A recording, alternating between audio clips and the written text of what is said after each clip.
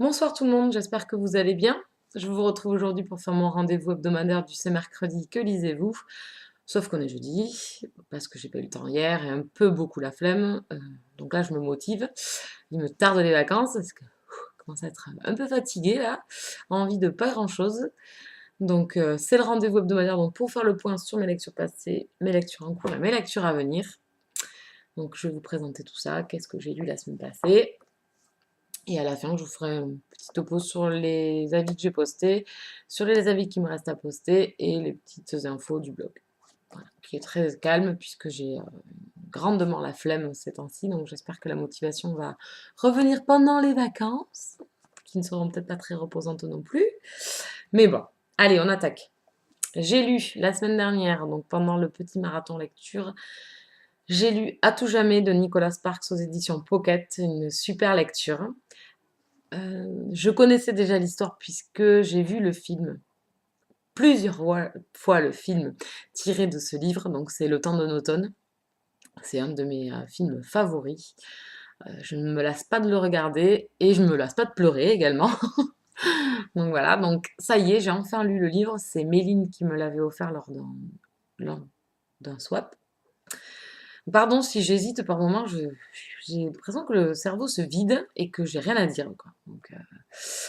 Donc très très bonne lecture.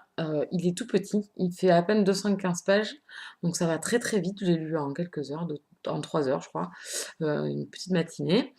Donc c'était un très très bon moment. J'aime beaucoup la plume de l'auteur. J'avais lu de Nicolas Sparks Un havre de paix, donc j'ai envie de lire d'autres livres de cet auteur.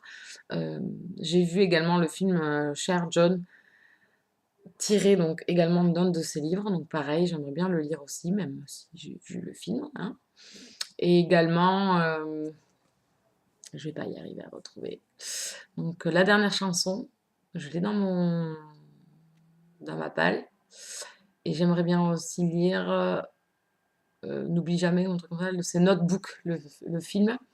Donc j'ai le film à voir et le livre à lire. Donc on va revenir à celui-là, hein. Excusez-moi, je m'éparpille. Donc très très bonne lecture. J'ai adoré une très très belle histoire d'amour. Voilà, un beau témoignage d'amour entre deux jeunes gens de 17-18 ans. C'était vraiment très très beau. C'est très triste aussi par moments. Mais je pense qu'on s'imprègne bien de ces livres-là quand on a l'émotion qui est vraiment en ébullition et que mais on est mis à rude épreuve et moi j'aime bien ce style de lecture, même si c'est assez difficile d'aller jusqu'au bout par moment. Et puis bon, l'auteur sait nous l'a mené très très bien. C'est vraiment, il a une très belle plume et il sait raconter l'histoire très très bien. Donc on aime beaucoup ces deux jeunes personnages. Donc Landon Carter et notre cher, et j'oublie encore son prénom, la pauvre, Jamie Sullivan.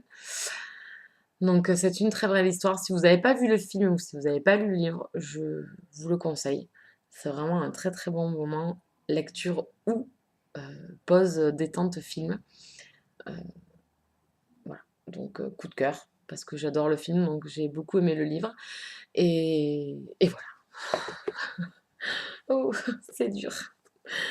Donc l'autre livre que j'ai lu, c'est La saison du péché d'Adrienne Basso aux éditions Milady, collection Pemberley. Là encore, j'ai passé un très très bon moment. La romance est très mignonne. Ça m'a fait penser donc aux dernières lectures que j'ai fait en romance historique, donc un peu le duc mis à nu, mais avec moins d'humour. C'est vraiment une très très bonne lecture, surtout que ce qui m'a beaucoup plu, c'est le contexte. C'est qu'on se retrouve en période de Noël, donc c'est de circonstances en plus. Donc voilà, ça nous fait un peu rêver. C'était vraiment, vraiment très très bien de ce côté-là. J'ai beaucoup aimé ce petit moment de Noël où à un moment donné, un des personnages dit à notre mâle principal, qui ressemble à Scrooge, donc des Noëls passés, présents et futurs. Donc un personnage acariâtre. Et c'est vrai que notre héros dans la lecture est vraiment par moments un peu rabat-joie et un peu enfermé sur lui-même. Donc sinon, c'était une très bonne lecture. La romance m'a pas forcément transportée, on va dire. Ça se lit très très bien, on passe un très très bon moment. Voilà, c'est une jolie romance. Mais c'est vrai qu'après Le Chardon et le Tartan, où on passe par des émotions, mais à bracadabrantes et par de l'action, enfin, il y a tout un panel de choses. en romance historique, que là, dans ces histoires-là, je me rends compte en fait que c'est sympa, mais voilà, ça s'arrête là. C'est sympa. On passe un bon moment, c'est de la détente, ça se lit très vite, mais c'est pas un livre qui va rester grave dans notre mémoire, où à chaque fois on va se souvenir et dire ah ouais, c'était génial. Voilà. Le chardon et le tartan, ça, on se dit, c'est génial. Voilà. Donc là, c'est vrai que du coup, la saga les ducs mis à nu et tout ça, ainsi que cette lecture-là, ou le diable s'habille en tartan, c'est sympa, mais voilà, ça se transporte pas, quoi. Donc au niveau de la romance, c'était sympa. Combien de fois je l'ai dit là? 10 fois, je pense? Non. C'était sympa. Donc, notre héroïne est veuve et a 3 enfants et a un domaine donc à s'occuper, et elle voit que son argent part par les fenêtres à cause du manoir qu'elle doit entretenir, et donc elle le met à louer.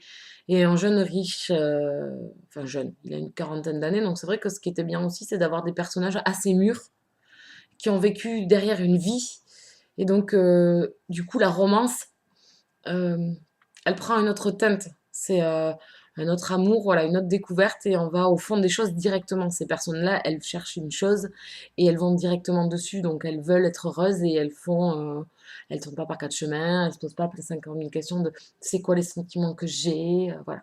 Elles veulent essayer d'avoir le bonheur à portée de main. Et en plus en période de Noël, c'était le petit plus. Donc notre héros veut acheter ce domaine, et donc propose à notre héroïne Juliette de l'épouser. Donc il y a tout un... Bon, je vous passe les détails. Ils se marient, et donc il faut apprendre à vivre ensemble, et avec chacun un passé et un présent pour Juliette, puisqu'elle a 3 enfants. Donc voilà, il y a tout ce mélange-là, et ça c'était sympa. Ça sort un petit peu des romances habituelles où c'est deux jeunes gens qui se rencontrent, qui sont tombés amoureux. Là, c'est des personnes qui essayent de rechercher l'une chez l'autre des choses qu'elles ont plus dans leur vie. Et donc notre héros, j'ai encore Richard, j'ai du mal avec, je suis désolée, hein, donc Richard a un lourd passé et essaye de faire abstraction de tout, donc il travaille, travaille, travaille, travaille, et puis le reste à côté, la belle vie, enfin les frivolités, tout ça, il en veut pas. Donc c'est pour ça qu'il ressemble un peu à Scrooge, qu'il est un peu rabat-joie. Et au fil du temps, dans cette famille, avec sa nouvelle famille, il apprend à revivre, et c'était vraiment très sympa. C'était ce moment de Noël, donc toute la famille de Juliette est réunie, et il y a un cousin et une cousine qui sont vieux, qui viennent donc fêter Noël avec eux, Mildred et Horace, et on passe de bons moments parce que ils n'arrêtent pas de se chamailler, et c'est vraiment très adorable de voir deux personnes, ils sont 70-80 ans je crois, et de participer autant à la magie de Noël comme s'ils avaient 10 ans, comme le même âge que les enfants de Juliette.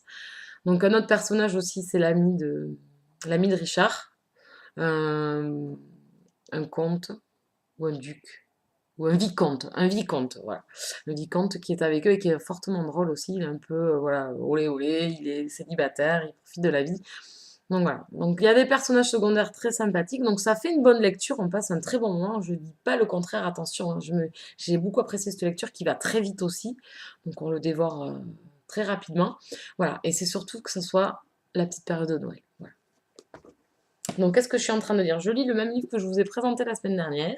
Donc, c'est La confrérie de la Dague Noire, le tome 7, L'amant vengeur de J.R. Roy aux éditions Milady. Donc, j'arrive tranquillement, mais sûrement au milieu du livre. Donc, il y a 835 pages, j'arrive presque au milieu. J'ai pas eu le temps de lire.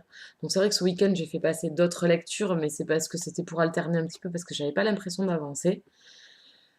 Donc là, j'espère ce week-end pouvoir me rattraper. Là, ça commence très mal parce que ça y est, je commence à prévoir des choses pour le week-end. Donc du coup, je pense que je vais pas beaucoup lire. Donc, en ce qui concerne ce que j'ai déjà lu, j'aime beaucoup. Donc on alterne, donc si celles qui suivent la saga vous connaissent un petit peu, War, entre chapitres, change nos héros. C'est-à-dire qu'elle tourne, par exemple, si on a 5 héros, 4 héros dans le livre, elle alterne les chapitres de l'un à l'autre. Donc c'est vrai qu'on est obligé de patienter et qu'on n'a pas l'impression d'avancer beaucoup. Donc c'est très entraînant, mais c'est très frustrant aussi. Donc j'en suis ici dans le tome 7, c'est mis à l'honneur Vengeance, ou Revenge pour les éditions VO. C'est un personnage que j'aime beaucoup, donc c'est un mi-vampire, mi-sympathe, donc vous découvrirez plus. Donc on en apprend déjà dans les tomes un peu précédents, mais pas trop. Donc ici on en apprend encore plus. C'est un personnage que j'aime beaucoup, qui se dévoile pas mal. Là, j'arrive à la moitié du livre, donc c'est vraiment très très sympa. Encore sympa. Et donc sinon, on alterne aussi entre John Exex et il y a donc les éradiqueurs aussi, donc Fléau, et Kohler. Donc voilà, ça fait pas mal de personnages à suivre. Donc de chapitre en chapitre, on change. Donc des fois, on est vachement bien avec Elena et Vengeance. Et là, paf, on change de chapitre. Donc des fois, c'est un peu agaçant. Et d'autres fois, ben, on est content de changer de chapitre. Ou voilà. Bon, alors c'est la façon de faire de l'auteur. J'aime beaucoup. Pour l'instant, ben, j'aime beaucoup. C'est tout ce que je peux vous dire parce que je sais pas si ça va être un coup de cœur ou pas. Je sais pas où l'auteur nous mène. Je sais, on voit les choses quand même se deviner. Mais bon, elle peut passer, enfin voilà, elle peut prendre un tournant à tout moment, hein, sur 835 pages. Donc voilà. Donc pour l'instant, ça se passe bien. Je vous en parlerai plus la semaine prochaine et j'espère l'avoir fini. Voilà. Donc qu'est-ce que je compte lire après? Je compte lire Charles Davidson, le tome 3, troisième tome tout droit de Darinda Jones aux éditions Milady. Donc il me tarde de lire ce livre. Donc je vais essayer de m'obliger à finir la confrérie avant de le commencer. Et comme j'ai prévu un marathon ce week-end, mais qui commence à être mise à rude épreuve avec ce qui m'arrive pour le week-end. Donc on verra. Donc j'espère le commencer. Et il me tarde, c'est une saga coup de cœur. C'est une saga que j'adore, j'adore, j'adore. Il me tarde de retrouver Charlet et Reyes. Ensuite, ce que je compte te lire, c'est Les adversaires de Fabien Clavel aux éditions Le Pré au Clair. Donc il me tarde parce que c'est Yumiko qui a fait un avis dessus et qui a beaucoup aimé. Donc il me tarde de le lire. J'ai lu de cet auteur, donc Le Miroir au vampire. Pas trop. Enfin, c'était mitigé, hein. Il y avait du bon, il y avait du moins bon. C'était voilà, c'était pas top. Voilà. Comme quoi, quand les mêmes c'est mitigé, on s'en souvient bien des livres, hein, parce qu'il reste bien imprégné là-dedans, hein. Donc voilà, donc il me tarde de lire Les adversaires. Voilà. Donc c'est tout ce que j'avais à vous dire. J'ai posté donc mon avis sur Le Chardon et le Tartan sur le blog. Donc un gros gros coup de cœur. Il me tarde de lire le tome 2 qui devrait être prévu pour janvier. Il faut que je vois avec Corée. Et sinon, j'ai 4 avis en retard. Donc j'ai tout ce qu'il voudra, l'épisode 3 et 4, pour un Twilight avec toi, à tout jamais, et la saison du péché. Voilà. Sinon, je suis en train de voir pour les challenges 2013. Donc les 2012 se finissent. J'en ai fini pas mal. Je suis contente quand même dans l'ensemble. D'autres que j'ai pas fini, mais j'en suis arrivée presque à la moitié. Donc je suis quand même relativement contente. Et donc là, je suis en train de voir pour ceux de 2013. Donc je vais récidiver pour le challenge de la romance paranormale proposé par Nastasia, donc sur Livre Addict. Elle devrait mettre ça en place rapidement. Elle a dit qu'elle allait refaire un challenge. Ensuite, je vais vous faire un article sur les bilans, les challenges. Et ensuite, je me suis réinscrite à l'ABC de l'imaginaire 2013. Donc j'ai fait ma liste, il ne me reste plus qu'à faire l'article. Je voudrais faire un article global pour mes challenges de l'année à venir. Et également, je récidive pour le vidage de pâle. Donc je vais repartir pour 45 livres. On verra bien. Je suis têtue, je vais bien y arriver, tôt ou tard. Il faut bien que je réfléchisse à ma liste. Et ensuite, donc les challenges en cours qui sont en cours pour l'année 2013. Donc il y a Je t'aime moi non plus, proposé par Nessa. Je me suis inscrite pour 50 livres, donc j'en suis à 7 pour l'instant. Il y a également, j'attends le Big Challenge de Livre Addict, qui sait, peut-être que je serai intéressée. Il y a le Mysterious Book de Froggy, donc je m'inscris également. Et ensuite, je crois que j'ai fait le tour. Je crois, 2 secondes. Oui, je pense que j'ai fait le tour.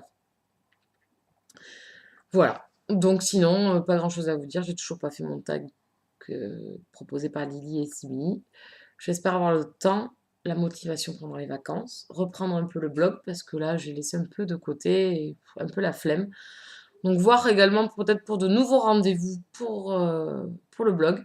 Il y en a un qui me plaît bien, à voir si je m'y tiens ou pas. Voilà, et le remaniement du blog peut-être aussi, j'en sais rien. Voilà. Donc à voir pour la nouvelle année. Je vous souhaite une bonne fin de semaine, de bonnes lectures et je vous dis à la semaine prochaine. Bisous bisous.